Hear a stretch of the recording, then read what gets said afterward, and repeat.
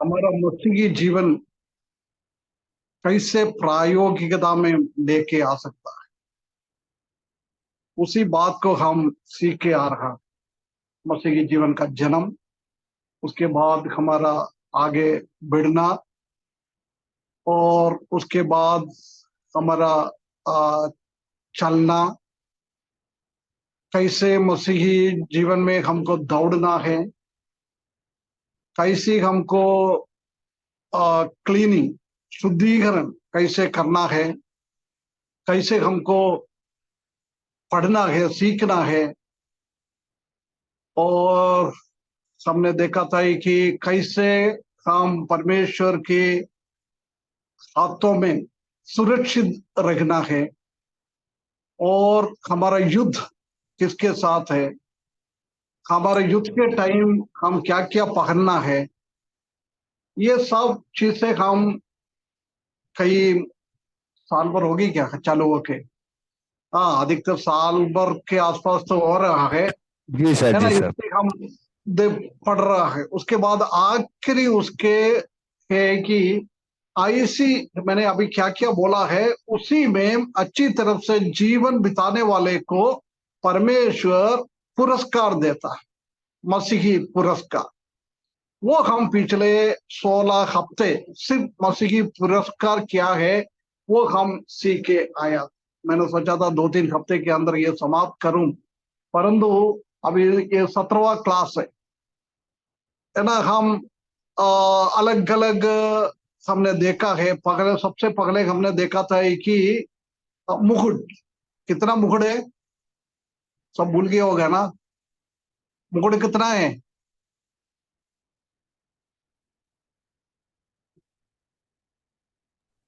Hello पांच भाइयों बहनों, हैं? पांच पांच पांच मुकुट है, उम्र है। पांच मुकुट। हाँ, 5 मुकुट है ना। 5 मुकुट मालूम है ना उसका नाम? नाम किसी को मालूम है? गुप्त, हाँ ये जी गुप्त सर, जी मंत्र, सर। श्वेत हैं? पत्थर, कभी क्या क्या? कभी ना मुड़ जाने वाला मुकुट, जीवन का गुप्त। मुकुट, धर्मियों का हाँ मुकुट, महिमा का मुकुट, आनंद का मुकुट, कभी हाँ, ना मुड़ जाने वाला मुकुट। है ना। ये 5 मुकुट के बारे में हमने देखा था। उसके बाद हमने देखा था कि प्रभु हमको बहुत बधाई देने वाला, हमने क्या किया है प्रभु के लिए, उसके लिए हमको बधाई दिएगा। उसके बाद सिंहासन में हमको परमेश्वर बिठाएगा, और हम तारों जैसी हम प्रशोभित हो जाता है। ये सब चीजें देख के आया है। अभी पिछले कई हफ्तों से हम प्रकाशित वाक्य दूसरा अध्याय और तीसरा अध्याय में कितना कलीसिया के बारे में लिखा है? 7 कलीसिया के बारे में लिखा 7 है। कलीसिया है ना। उसमें से अपने कितना कलीसिया हो गया? 4 कलीसिया हो गया। है ना, 4 कलीसिया हो गया ना। दूसरा अध्याय में 4 कलीसिया है। कौन सी है? कलीसिया का नाम किसी को याद है? जी सर, स्मरण की कलीसिया, तुआतीरा की हैं? कलीसिया, कौन सी? स्मुरना, नहीं, पहले क्या बोला? स्मुरना। नहीं, सबसे पहले वाला सबसे पहले स्मुरना नहीं है, एफेसोस का कलीसिया एफेसस ना। कलीसिया है। की एफेसोस का कलीसिया। कलीसिया में परमेश्वर ने क्या इनाम दे रहा है?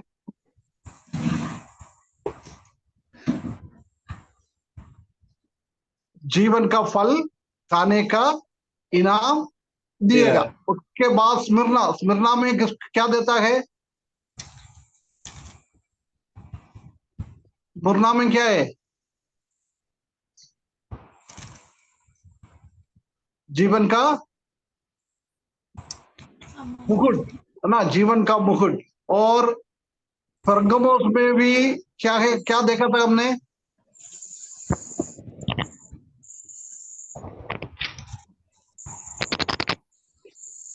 परगमोस में क्या देखा है? एक मिनट में मेरा बाइबल भी लेके आता हूँ। मैं अभी अभी ऑफिस से आया था।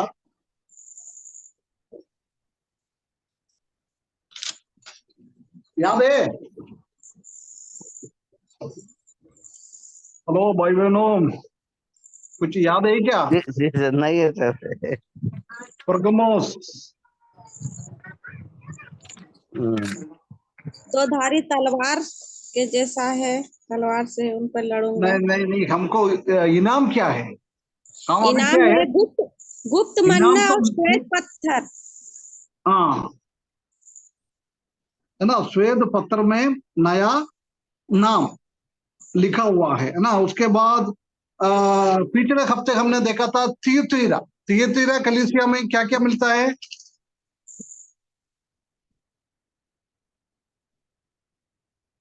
थियतुइरा न्याय कलीसिया में पिछले हफ्ते सीखा था।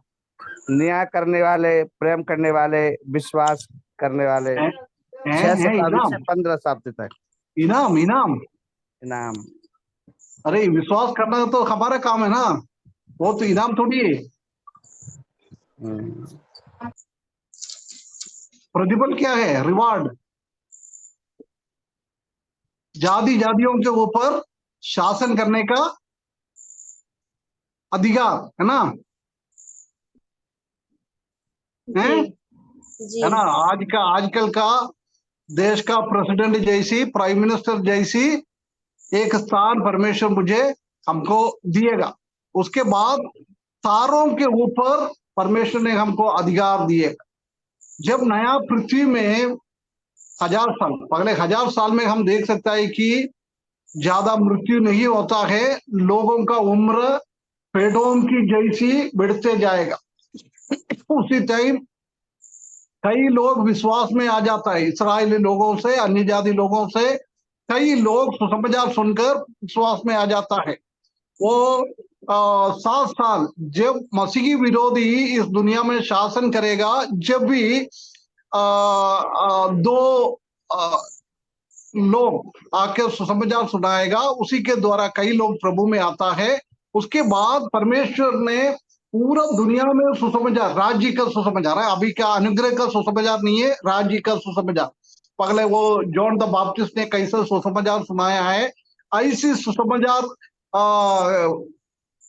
एंजल लोग, स्वर्गदूत लोगों को परमेश्वर ने ये काम दिया है। स्वर्गदूत जाके पूरा दुनिया में सुनाएगा। जब भी कई लोग प्रभु में आता है, वो लोगों को लेकर इस पृथ्वी को खत्म करेगा, नया पृथ्वी बनाएगा, वो पृथ्वी में लेके जाएगा। उधर भी हम देख सकता है कि कोई मृत्यु नहीं है, बढ़ते जाएगा बढ़ते जाएगा। ये पृथ्वी में लोग रह नहीं पाएगा। ऐसे लोग बढ़ने के टाइम परमेश्वर ने ये तारों और ग्रहों को बनाया है, वो लोगों को उधर लेके चले जाएगा। जब भी इसने जयवंत जीवन प्राप्त किया है, ऐसा लोगों को ऐसी ऐसी ग्रह में, ऐसी ऐसी ताराओं में शासन करने का अधिकार दिएगा। ये बात हमने पिछले दिनों में देखा है। अभी 2 अध्याय का 4 कलीसिया का खत्म हो गया है। अभी कितना बचा है? 3 बचा है ना। वो 3 तीसरा अध्याय में हम देख सकते हैं। वो 5वां कलीसिया है सरदीस की कलीसिया। कौन सी कलीसिया है? सरदीस है, सरदीस का कलीसिया। वो सरदीस का कलीसिया हम देख सकता है कि पहला पद से लेकर 6वें पद तक 6 पदों में सरदीस की कलीसिया के बारे में लिखा है। ये सरदीस की कलीसिया ऐसी एक कलीसिया है, मरा हुआ कलीसिया। कौन सी कलीसिया है? मरा हुआ कलीसिया, नहीं तो सोने वाला कलीसिया, नहीं तो एक दूसरा शब्द में बोलने को तो आधुनिक कलीसिया। हम जानते हैं कि थियतैरा कलीसिया में एडी 506 से लेकर 1520 तक, है ना, 1520 तक 900 साल के ऊपर दुनिया में एक अंधकार का अवस्था था। कलीसिया अंधकार अवस्था में गया है। कोई बाइबल पढ़ता नहीं है, बाइबल पढ़ने के लिए भी नहीं मिलता है। हम देखा था कि वो सम्राट, कौन से सम्राट है? कॉन्स्टेंटाइन, है ना। कॉन्स्टेंटाइन सम्राट ने वो कलीसिया को उनका राज्य की जाति जैसी बना दिया है ना। उन लोगों ने पहले बाबिलोन का सूरज भगवान को और ऐसी देवी देवताओं को उन लोग ने आराधना करता था। उसी के जगह में यीशु का नाम लेकर पूरा मसीहा बना दिया है, परंतु उसी के जीवन में कोई परिवर्तन नहीं हुआ है। उनका वजन के हिसाब से नहीं जा रहा है, परमेश्वर का वजन नहीं पड़ रहा है। सिर्फ ऐसी क्रिश्चियन बना दिया लोगों को। उनका सूर्य देवताओं के नाम लेने के जगह में प्रभु यीशु मसीह ऐसी करके करके पूरा कलीसिया को एक अंधकार में लेके गया है ना, 1520 तक। परंतु इधर हम देख सकता है कि ये 1520 से लेकर 1850 तक का कलीसिया को दर्शाता है। हम जानता है कि उसी टाइम तीसरा कलीसिया, जब वो कॉन्स्टेंटाइन एम्परर ने, साम्राज्य ने कलीसिया को उनका अंडर में लिया है। परमेश्वर उसी के ऊपर कोई कर्तृत्व है नहीं है, कोई अधिकार है नहीं है। पूरा का पूरा अधिकार इस दुनिया का लोगों के ऊपर आ गया है। रोमन कैथोलिक कलीसिया, हम ऐसे बोल सकता है, रोमन कैथोलिक कलीसिया वो बिल्कुल पूरा कलीसिया को बिगाड़ दिया है ना। अभी ये 1520 के बाद हम देख सकता है कि थोड़ा सा प्रभु में आ गया। एक मार्टिन लूथर करके एक रोमन कैथोलिक का एक प्रीस्ट था, उसको किधर से भी परमेश्वर का वचन मिल गया है, बाइबल मिल गया है। उसी ने बाइबल पढ़ना चालू किया है। उसको थोड़ा बहुत तो समझ में आया है रोमन कैथोलिक वाला कर रहा है वो परमेश्वर की वचनों के अनुसार है नहीं है, परमेश्वर की वचन के हिसाब से मेल मिलाप नहीं हो रहा है, मेल नहीं कर रहा है।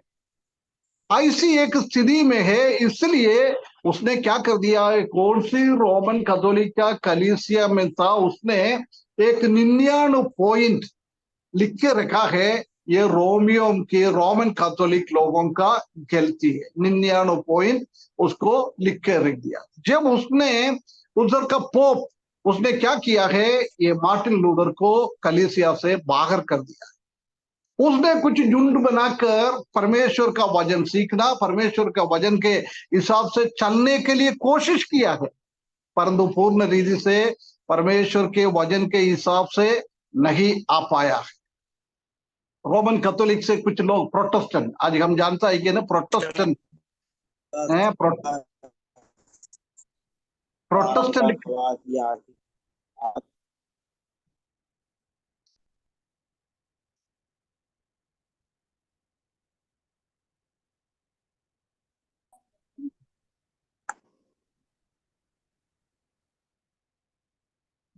किसका है, सुंदरलाल जी शायद आपका उसमें से आवाज आ रही क्या? ये ना उसने ऐसे लिख के रख दिया है, वो 99 पॉइंट परमेश्वर का वचन के हिसाब से नहीं है, है ना। उसने फिर अलग से कुछ कलीसिया, अलग से कुछ करना कर दिया है, रोमन कैथोलिक लोगों के विरुद्ध में खड़ा होने वाला कलीसिया, उसको इसलिए उसको बोलते हैं प्रोटेस्टेंट, है ना। पूरा दुनिया वालों को ये मालूम है रोमन कैथोलिक और प्रोटेस्टेंट। आजकल हम जानता है कि 3 तरीके से हम कलीसिया को डिवाइड कर सकता है, पृथ्वी के हिसाब से, परमेश्वर के हिसाब से नहीं है। परमेश्वर के हिसाब से तो एक ही कलीसिया है, परंतु आज का दुनिया के हिसाब से हम 3 कलीसिया बोलता है। एक रोमन कैथोलिक, दूसरा प्रोटेस्टेंट, वो प्रोटेस्टेंट के अंदर याकोबाइट, बर्तोमा, CNI, CSI, इवांजेलिकल चर्च, ऐसी बहुत सारा चर्च प्रोटेस्टेंट में आ जाता। उसके बाद तीसरा यूनिट है बॉर्न अगेन ग्रुप, है ना, नया जन्म पाया हुआ लोग, वो उसी में बाप्टिस्ट है, ब्रदरन वाला है, पेंटेकोस्ट वाला है, ये सब इसी में आ जाता है, न्यू बॉर्न अगेन ग्रुप के अंदर, है ना। इसी में बॉर्न अगेन ग्रुप चालू नहीं हुआ है, इसी में प्रोटेस्टेंट वाला ही चालू हुआ है। उसी में भी सॉल्वेशन क्या है, परमेश्वर का वचन क्या है, परमेश्वर कैसे हमको प्रेम किया है, उसी के बारे में नहीं है। परंतु रोमन कैथोलिक से विरुद्ध होकर उनके उनसे थोड़ा सा अलग करके उसने चालू किया। उसी में भी पादरी का काम है, बचपन में बपतिस्मा देना, ये सब काम उनमें भी चलते गया, क्योंकि पूर्ण रीति से परमेश्वर के वचन के हिसाब से एक परिवर्तन उसी टाइम का 15,000 साल में कुछ हुआ नहीं है ना। वो कलीसिया के बारे में ये बताता है कि ये सर्दी इसका स्वभाव देख के हम देख सकता है। उसने सोचा हम जिंदा है ना। मार्टिन लूथर ने बाहर आ गया है, कैथोलिक कलीसिया से बाहर आ गया है, वो सोचा है हम जिंदा हुआ जी रहा है, हमारा जीवन है, ऐसी सोचने वाला एक कलीसिया हो गया। परंतु हम जानता है कि इसमें पढ़ेगा तो हम देख सकता है कि उधर ऐसी लिखता है कि तुम सोचता है तुम जिंदा है, परंतु मेरे सामने तुम अभी भी मरा हुआ अवस्था के जैसी है, कैथोलिक लोग के जैसी है तुम्हारा भी कार्यक्रम सब। उसी में ज्यादा बदलावट नहीं लाया है, पोप के अधीनता से बाहर हो गया है बस। इसी के अलावा उसी के जीवन में कोई परिवर्तन नहीं आया। वो कलीसिया है सर्दीस का कलीसिया। अभी हम देखें कलीसिया में क्या क्या इनाम है। 3रा अध्याय उसका 5वां और 5वां पद, 4 और 5 पढ़ ली। पर हाँ, सरदीस में तेरे यहाँ कुछ ऐसे लोग हैं जिन्होंने अपने अपने वस्त्र अशुद्ध नहीं किए, वे श्वेत वस्त्र पहने हुए मेरे साथ घूमेंगे, क्योंकि वे इस योग्य हैं। जो जय पाए उसे इसी प्रकार श्वेत वस्त्र पहनाया जाएगा, और मैं उसका नाम जीवन की पुस्तक में से किसी रीति से ना काटूंगा, पर उसका नाम अपने पिता और उसके स्वर्गदूतों के सामने मान लूंगा। है ना। ये अलग अलग रिवार्ड इधर बताया है। पहले बोल रहा है तुम श्वेत वस्त्र पहनेंगे, उसके बाद बोल रहा है वो मेरे साथ प्रभु यीशु मसीह के साथ घूमेंगे, उसके बाद बोल रहा है तुम्हारा नाम जीवन की किताब में से कभी भी नहीं हटाऊंगा, तुम स्वर्ग में मेरे पास जाएंगे। उसके बाद बोल रहा है पिता और अनेक स्वर्गदूतों के सामने मैं तुम्हारा नाम ऊंचा करूं। कितना बड़ा एक अनुग्रह, एक प्रतिफल परमेश्वर ने हमारे लिए दिया हुआ है। ये बात को हम देखें, इसका थोड़ा सा अपन जानकारी ले लेंगे।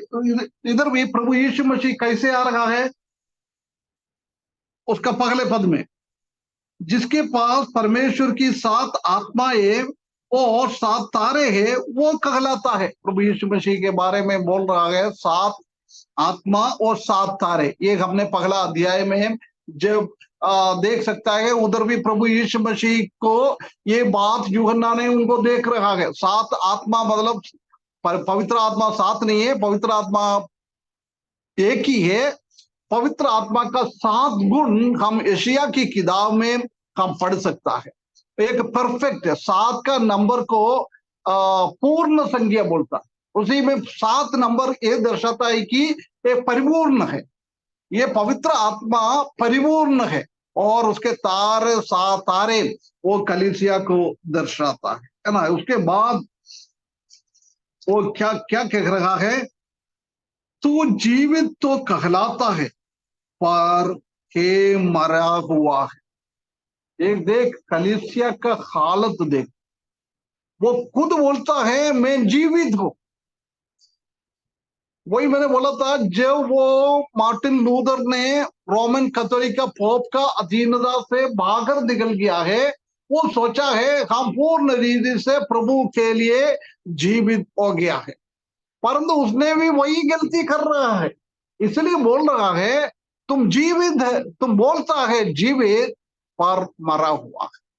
प्रिय भाइयों बहनों, हमारा स्थिति एक बार हम परख कर देखे, हमारा अवस्था क्या है, हम किस स्थिति में है।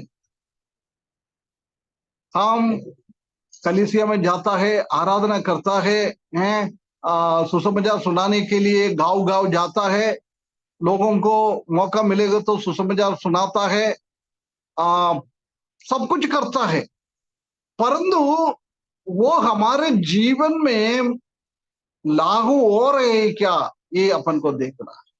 पहले भी मैंने बहुत बार बोला है, हम जानता है कि जब प्रभु यीशु मसीह हमको लेने के लिए आएगा, जब हमारे में से बहुत सारा लोग इस दुनिया में छुट जाए,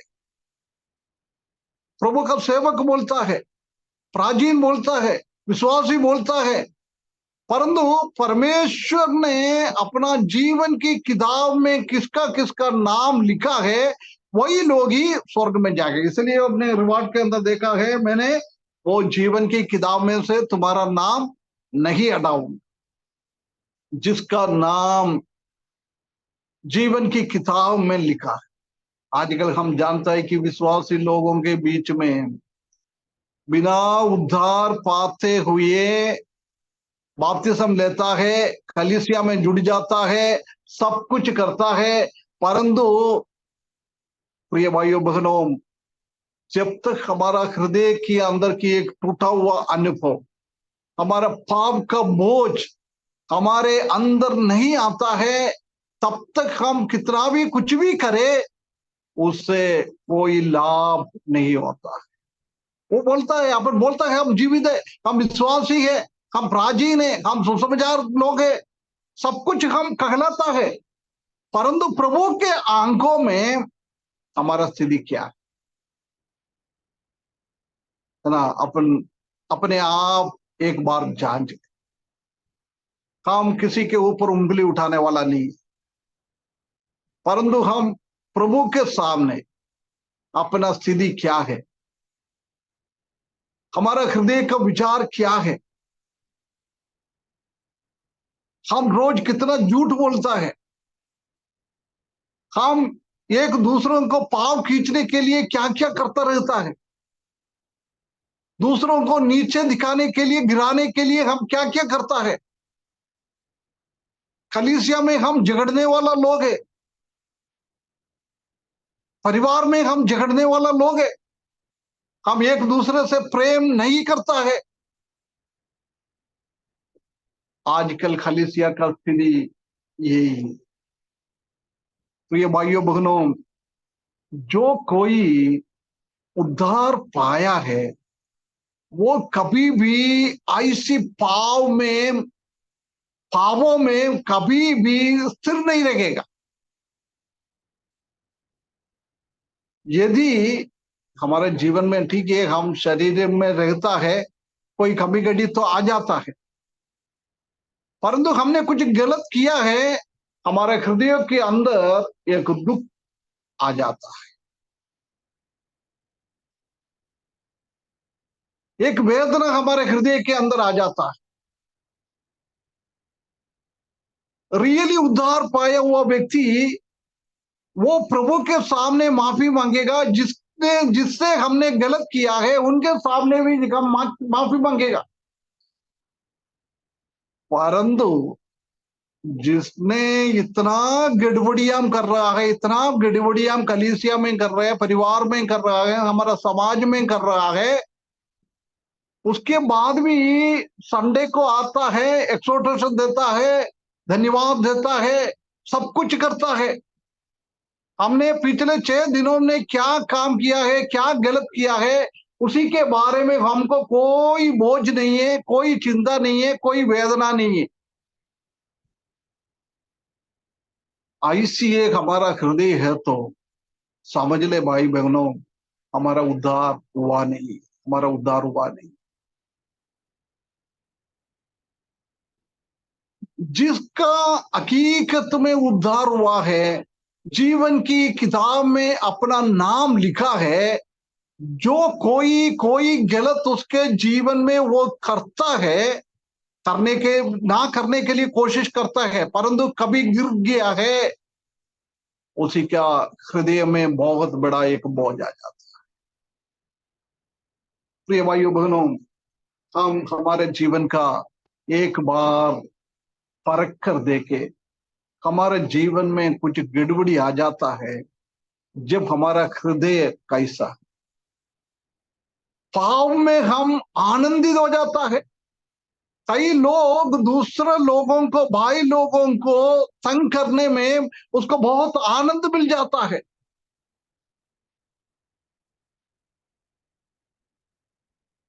ऐसी है हमारा मन, गलत चीजों में हमको आनंद मिल जाता है।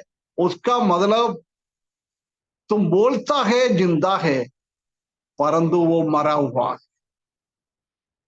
उसका नाम जीवन की किताब में लिखा नहीं।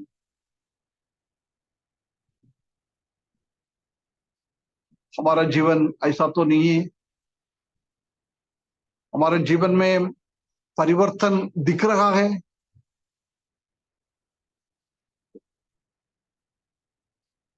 हम बोलता है हम जिंदा है, परंतु परमेश्वर हमें देखेगा तो हमारा स्थिति क्या है।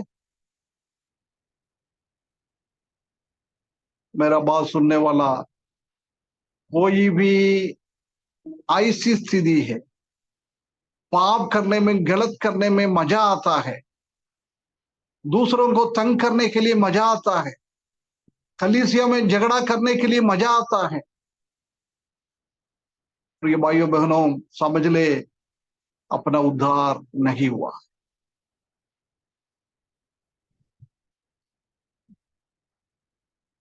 सच्चाई के लिए हमको खड़ा रहना है, वो तो जरूरी। कभी कलीसिया में कुछ गलत दिख रहा है, हम आवाज उठाना चाहिए। वो तो प्रभु पवित्र आत्मा के द्वारा ही होता है।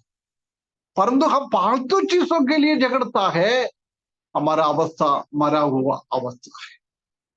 आजकल हम जानता है कि कई कई कलीसिया में ऐसी ऐसी झगड़ा चलता है, ऐसी ऐसी झगड़ा चलता है। एक भाई दूसरे भाई को हाथ नहीं मिलाता है, एक भाई को दूसरे भाई से प्रेम है नहीं है।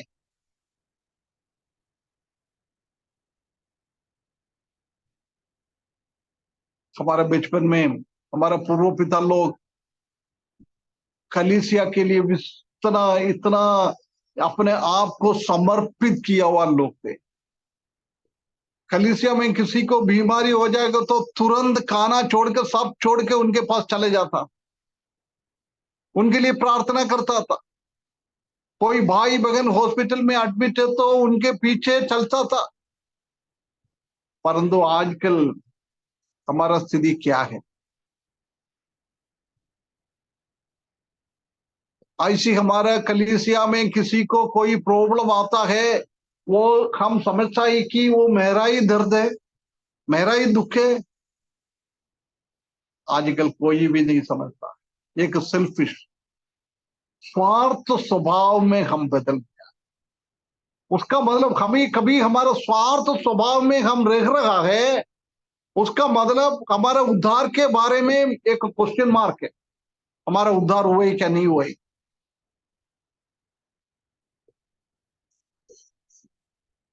है ना? इसलिए लोग आजकल बोलता है उद्धार नष्ट हो जाता है। ऐसे ऐसे लोगों को स्वभाव देकर बोलता है उद्धार नष्ट हो जाता है। हम ऐसे सिखाता है उद्धार नष्ट नहीं होता है। एक बार उद्धार पा लिया है, वो उद्धार पाया हुआ है, स्वर्ग में तो पहुंचेगा, परंतु प्रतिफल में नहीं मिलता है। स्वर्ग में तो पहुंच जाएगा, किसके नाम जीवन की किताब में लिखा है। जब पूछता है आपके कलीसिया में कितना गलतियां देख रहा है, हर संडे को आपका कलीसिया में झगड़ा चल रहा है, ये लोग सब स्वर्ग में जाएगा फिर? प्रिय भाइयों बहनों, एक बात मैं खुला खुला आपसे बताता हूं, जिसने ऐसी कामों में कंटिन्यूस करते जाता है, वो कभी भी स्वर्ग में नहीं जाएगा, उसका उद्धार हुआ नहीं। इसलिए हम हमारा उद्धार के बारे में सोचना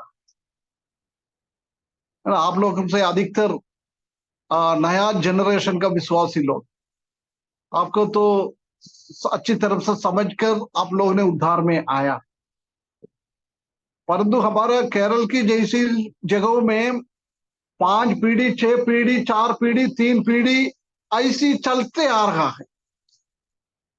इसलिए बच्चों लोग क्या करता है, एक उम्र के बाद जाकर बपतिस्मा लेता है। पापा मम्मी नहीं तो इवांजलिस्ट लोग पीछे पड़ेगा, नहीं तो अपना दोस्त लोग बपतिस्मा लेता है, उसी टाइम वो भी बपतिस्मा लेता है। दुनिया का कलीसिया में तो जुड़ जाता है, परंतु यूनिवर्सल चर्च में, परमेश्वर का कलीसिया में जुड़ा नहीं।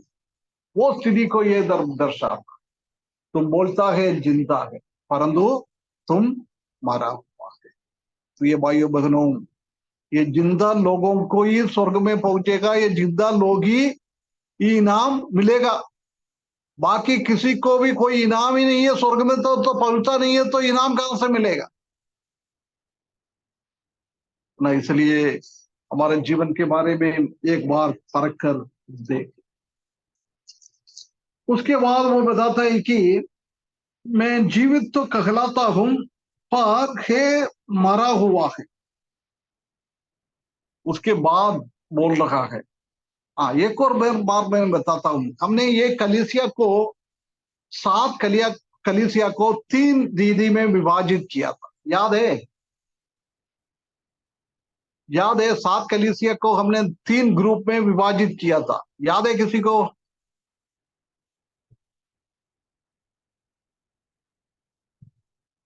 हेलो,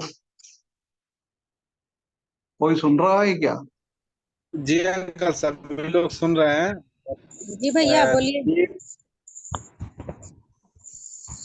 है ना, 7 कलीसिया को 3 भाग में डिवाइड किया है। एक 3 कलीसिया ऐसी है उसमें भलाई भी है बुराई भी। एक ग्रुप कलीसिया है, 3 कलीसिया है, उसी में क्या क्या है, भलाई भी है बुराई भी है। बुराई भी।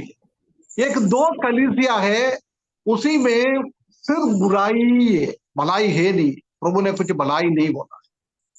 जी। एक 2 कलीसिया है, उसी में बुराई नहीं बोला है, सिर्फ भलाई बोला जी। है ना। इसमें से एफेसोस, परगमोस, थियतैरा, ये 3 कलीसिया में हम अच्छाई भी दिखता है बुराई भी दिखता है। और ये सर्दीस कलीसिया ये ग्रुप है, इसी में कोई भी भलाई नहीं बोला होता है, सब बुराई बोल रहा है। ऐसी आखिरी कलीसिया लवोदिकिया, उसी में भी बुराई है, इसी में थोड़ा बहुत तो बता रहा है कि कुछ लोग उसमें अपना वस्त्र को गंदा नहीं किया, कुछ लोगों के बारे में थोड़ा सा इसमें बताया, परंतु लवोदिकिया कलीसिया में बिल्कुल कुछ भी नहीं बोला है, कुछ भी नहीं बोला है। वो 2 कलीसिया है। उसके बाद 2 कलीसिया है, उसी में सिर्फ भलाई भलाई बताया है। एक तो स्मिर्ना का कलीसिया, दूसरा कलीसिया आपने देखा है, और 6वां कलीसिया सरदीस के बाद हम सीखने के लिए आ रहा है फिलाडेल्फिया का कलीसिया।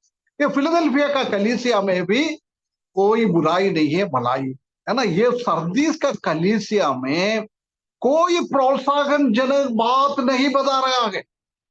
अभी हमने एफेसोस पढ़ा है, स्मिर्ना पढ़ा है, परगमम पढ़ा है, थियतैरा पढ़ा है, उसी में प्रभु यीशु मसीह अपने बारे में बोलने के बाद तुम्हारा पास यही बात अच्छा किया है, तुम्हारे बीच में ऐसा काम तुमने किया है, परंतु इसके बारे में कुछ भी नहीं बोल रखा है। तीसरा पद में दूसरा पद में क्लियर कट बोल रहा है, जागृत हो और उन वस्तुओं को जो बाकी रह गई है और जो मिटाने को है उन्हें दृढ़ कर, क्योंकि मैंने तेरे किसी काम को अपने परमेश्वर के निकट पूरा नहीं पाया है।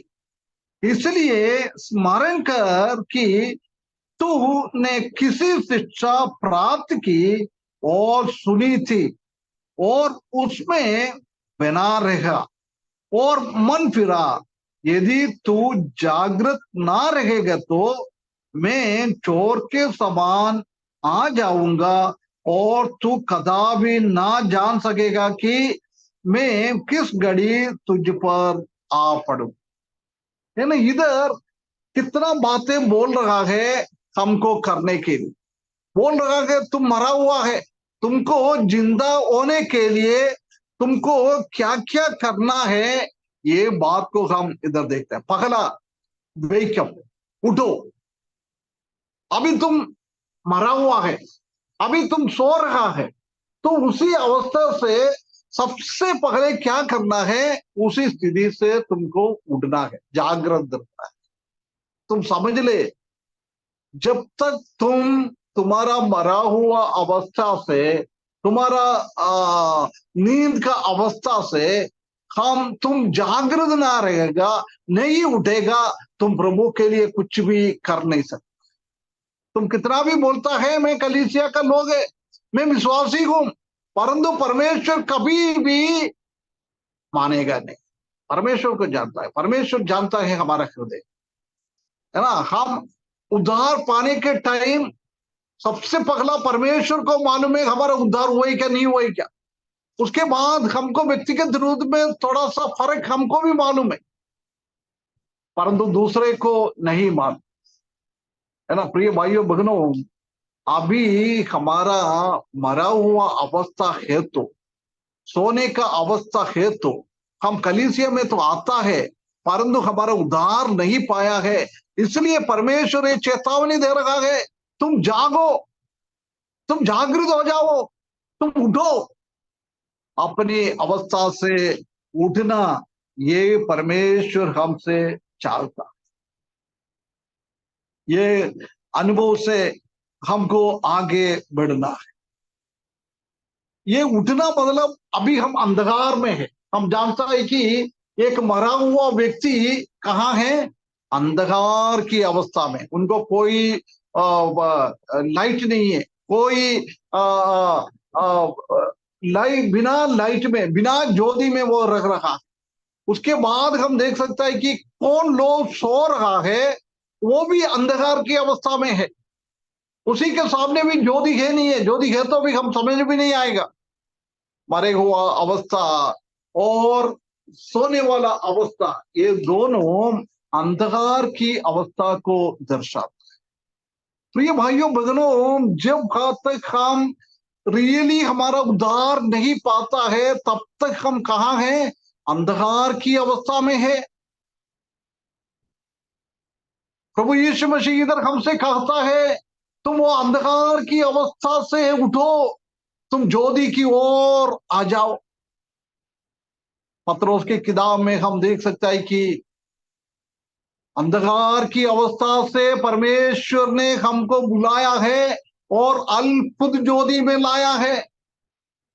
इसलिए बोल रहा है, तुम जब तक वो अंधकार की अवस्था में, जब तक तुम मरा हुआ अवस्था में और सोने का अवस्था में पड़ा है, मेरा बच्चों, तुम्हारा उद्धार नहीं हुआ है, तुम अंधकार में ही है। इसलिए बोल रहा है, अंधकार की अवस्था से तुम उठो, बाहर आ जाओ। प्रिय भाइयों बहनों, अभी भी हम अंधकार की अवस्था में है, हमारा उद्धार नहीं हुआ है, हमारे जीवन में परिवर्तन नहीं हुआ है, हम समझ ले हम अंधकार की अवस्था। इसलिए परमेश्वर हमसे चाहता है, तुम बाहर आ जाओ, तुम बाहर आ जाओ। उसके बाद दूसरा परमेश्वर क्या बोलता है, प्रभु यीशु मसीह हमको क्या बोलता है, एक दूसरे को दृढ़ करो, है ना।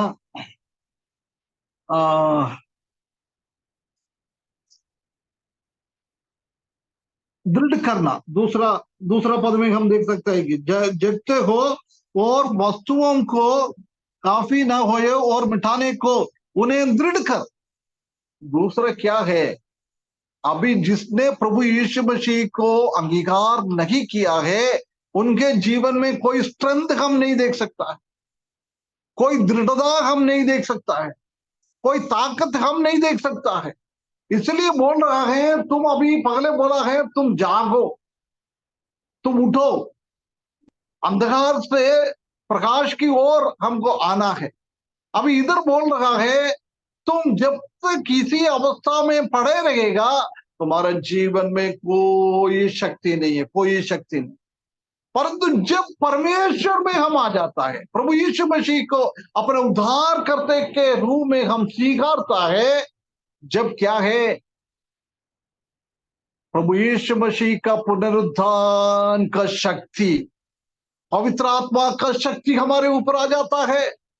हम जानता है कि पहला शताब्दी का चेले लोग, नया विश्वासी लोग कितना शक्तिशाली लोग थे, कितना भी विरुद्ध उसी के बारे में यहूदी लोग बोले, रोमा लोग बोले, वो डरता नहीं था। परमेश्वर तो बोलता था, हम तुमको डरने के लिए हम कौन है, तुम्हारा बात मानने के लिए तुम कौन है? हम परमेश्वर की बात ही मानेगा, हम परमेश्वर को ही डरता है, हम दुनिया में किसी को भी नहीं डरता है। एक ताकत क्यों आया है? उनका रियली यदा वो उद्धार की रास्ते में आया हुआ लोग था, प्रभु में आया हुआ लोग थे। प्रिय भाइयों बहनों, हमारा स्थिति क्या है? हम अभी कुछ भी सुनेगा तो हम डर जाता है, शक्ति है नहीं है, पवित्र आत्मा का शक्ति हमारे इसमें है नहीं है। पवित्र आत्मा का शब्द ही ऐसा नहीं है सिर्फ ताली बजा के गाना गाना है, अन्य भाषा बोलना, उसी में नहीं है पवित्र आत्मा का शक्ति।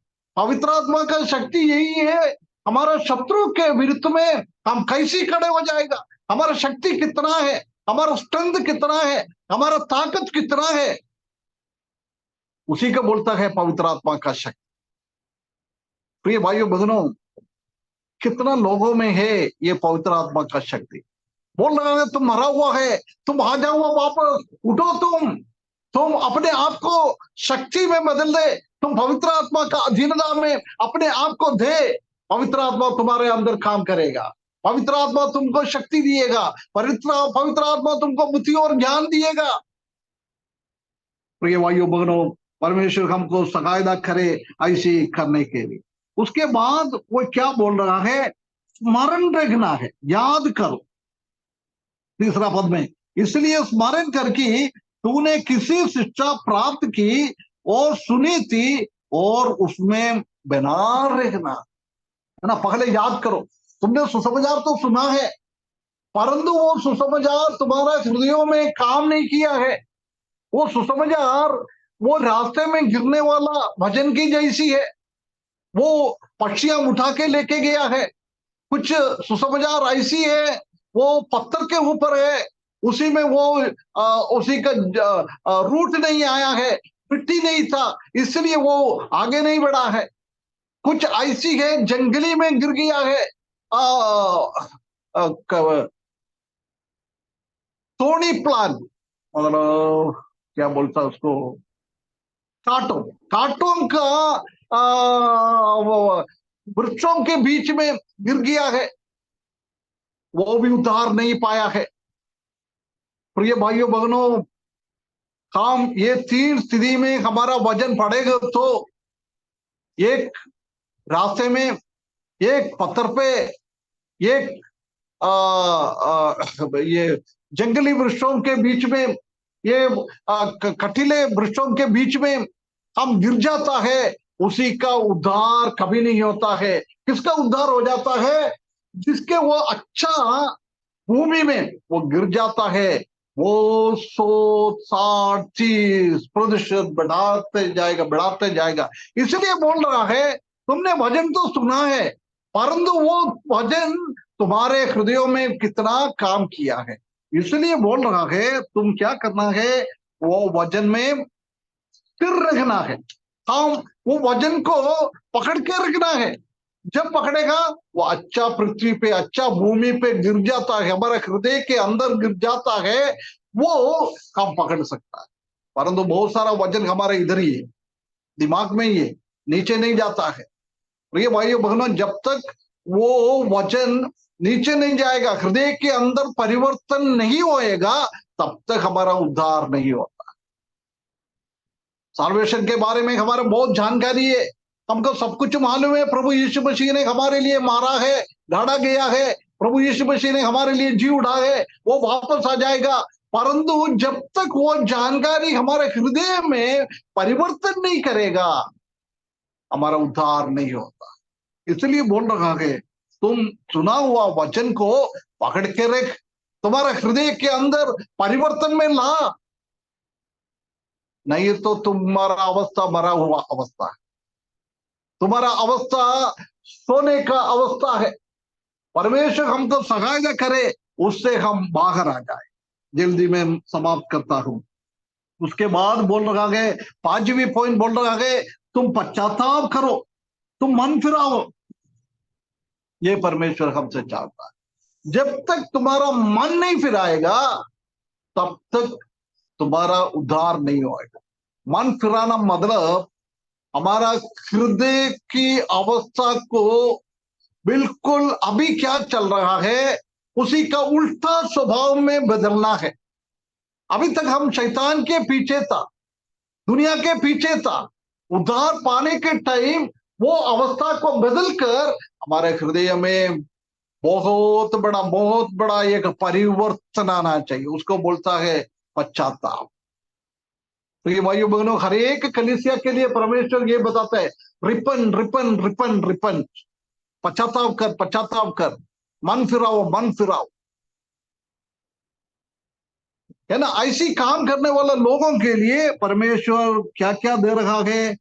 पहले हम देखा है, प्रभु के साथ साथ चलने वाला लोग बन जाए। बाप रे, कितना कितना एक सौभाग्य का अवस्था है।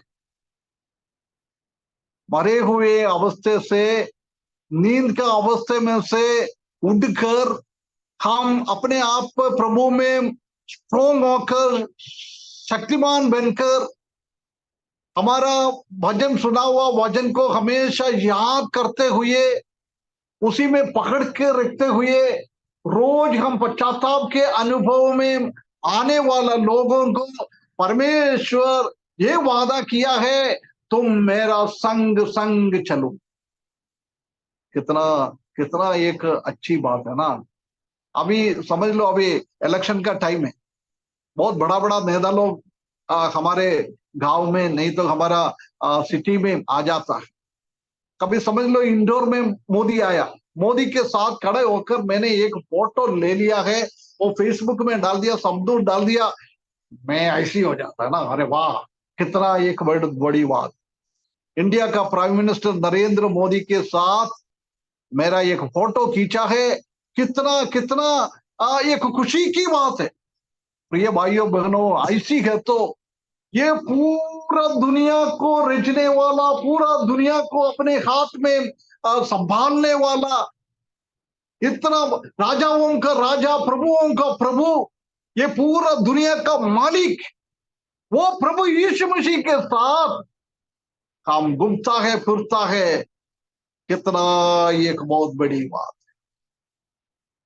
प्रिय भाइयों बहनों, ये 5 बात मैंने आपको बताया है, वो 5 बातों अपना जीवन में लागू करता है, मरे हुए अवस्था में से उड़ जाता है। ये लोगों को प्रभु यीशु मसीह के संग संग चलने का बहुत बड़ा स्वभाव मिलेगा।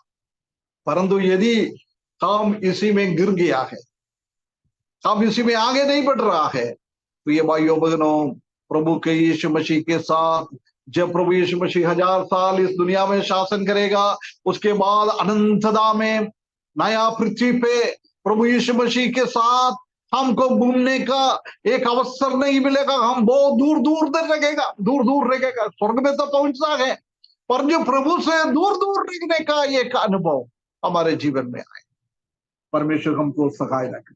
उसके बाद बोल रहा है, श्वेत वस्त्र में दे दो, है ना। बोल रहा है, जिसने अपना कपड़े को अपना कपड़ा मतलब हमारा स्वभाव, हमारा चरित्र उसको बताता है। उसी को किसने गंदा नहीं किया है, उसको सफेद में रखा है। ऐसे लोगों को परमेश्वर स्वर्ग में जाकर एक सफेद श्वेत वस्त्र हमको देता है। ये सबको नहीं मिलेगा प्रिय भाइयों बहन।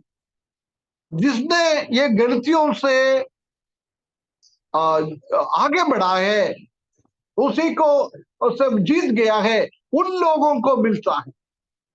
मतलब जिसके पास वो श्वेत वस्त्र मिलता है, कोई गवाही देने का जरूरत नहीं है। करोड़ों विश्वासी लोग स्वर्ग में है, उनको पहचानता है कि ये दुनिया में रहने के टाइम अपना जिंदगी को खराब नहीं किया है, अपना जिंदगी को पवित्रता में उसने संभाला है, इसलिए उसको ये मिल रहा है। यदि किसके पास वो श्वेत वस्त्र नहीं है, उनको समझता है कि ये दुनिया में रहने के टाइम उसका जिंदगी को खराब कर दिया, उसका लाइफ को गंदा कर दिया है, इसलिए वो लज्जित हो जाता है। इसलिए बोल रहा है स्वर्ग में दो चीज है, एक तो प्रतिफल, दूसरा लज्जित, है ना। किसको प्रतिफल मिल जाता है वो आनंदित हो जाता है, परंतु जिसको कोई प्रतिफल नहीं मिलता है वो लज्जित हो जाता है, क्योंकि उसने उद्धार तो पा लिया परंतु आगे नहीं बढ़ा है।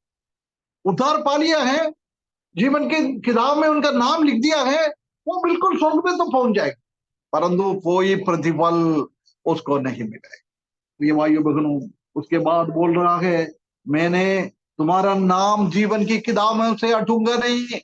जिसने मरा हुआ अवस्था में है, उद्धार के रूप उद्धार पाया है, ऐसी सोचता है, कुछ करता तो है नहीं है, ऐसी लोगों को क्या बोल रहा है, जीवन का किताब में स्थान है नहीं। कलीसिया वालों को बोल रहा है, ये कोई पापियों को नहीं बोल रहा है, दुनिया को लोगों को नहीं बोल रहा है, कलीसिया के लोगों को बोल रहा है। इसलिए हम समझे आजकल की भी कलीसिया में दो ग्रुप है, एक जीवन की किताब में नाम लिखने वाला लोग और दूसरा जीवन के किताब में नाम नहीं लिखा है परंतु दुनिया का कलीसिया का रजिस्टर में अपना नाम। आजकल का विश्वासी लोगों में से अधिकतर वही है, ये दुनिया का कलीसिया में अपना नाम लिख दिया है, अपना रजिस्टर, कलीसिया का रजिस्टर में अपना नाम है, परंतु जीवन स्वर्ग में एक किताब रखा है, जीवन की किताब, उसी में हमारा नाम है। इसलिए प्रभु बोल रहा है, जिसके पास प्रभु के किताब में नाम नहीं लिखा है, सोते जाता है, मरे हुआ अवस्था में है, उसी को मैं जीवन की किताब में से लिखा नहीं है, परंतु कुछ लोग अच्छा जीवन बिताया है, उसका जीवन किताब में लिखा है, उसको मैं उधर से हटाऊंगा नहीं, है ना। उसके बाद आखिरी में बोल रहा है, मैं उनका नाम ऊंचा कर, मेरा पिता परमेश्वर के सामने और स्वर्गदूतों के सामने, हरेक विश्वासियों के सामने, ऐसी जीवन बिताए हुआ लोगों को, जीवंत पाए हुआ लोगों का नाम ऊंचा कर। इसलिए प्रभु इस दुनिया में था, बोल रहा था, इस दुनिया में मेरा नाम किसने ऊंचा करता है, उसको मैं भी ऊंचा करूंगा। जिसने मेरा नाम नीचे कर दिया है, उसको मैं भी नीचे करूंगा।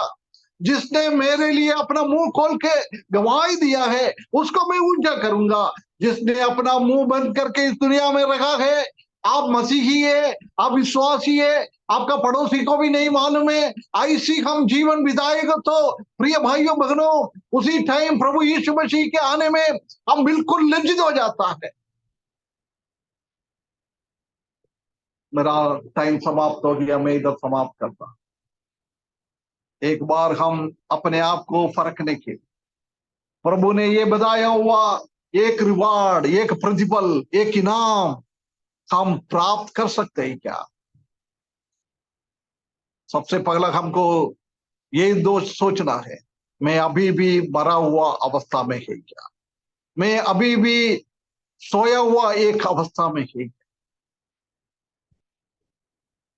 मेरा दिमाग में आया हुआ वजन वो रास्ते में गिरा हुआ वजन की जैसी है क्या, पत्थर पे गिरा हुआ वजन की जैसी है क्या? और वो खटीले पेड़ों के बीच में गिरा हुआ, झाड़ों के बीच में गिरा हुआ वजन की अवस्था में है क्या?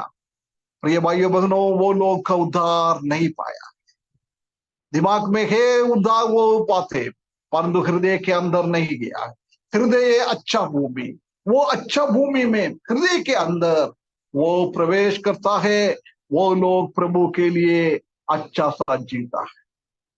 ये दुनिया के ऊपर वो जयवंत प्राप्त करता है, गलतियों के ऊपर जयवंत प्राप्त करता है, पवित्रता के जीवन बिताता है। ऐसे लोगों को एक हरेक नाम परमेश्वर।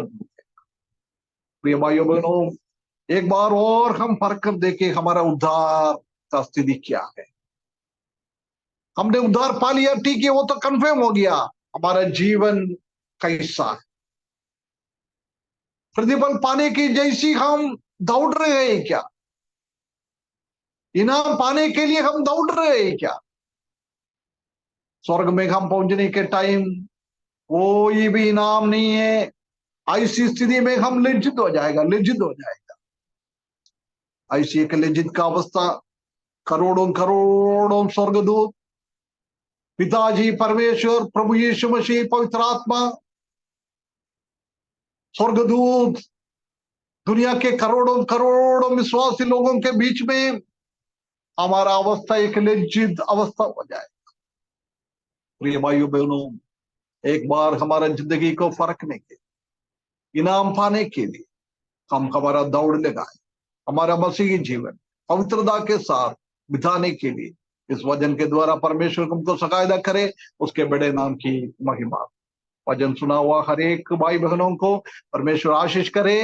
हमारा हृदय में एक बार फर्क कर देके हमारा स्थिति क्या है, एक बदलावट हमारे जीवन में आने के लिए परमेश्वर हमको सहायता करे, उसके बड़े नाम की महिमा।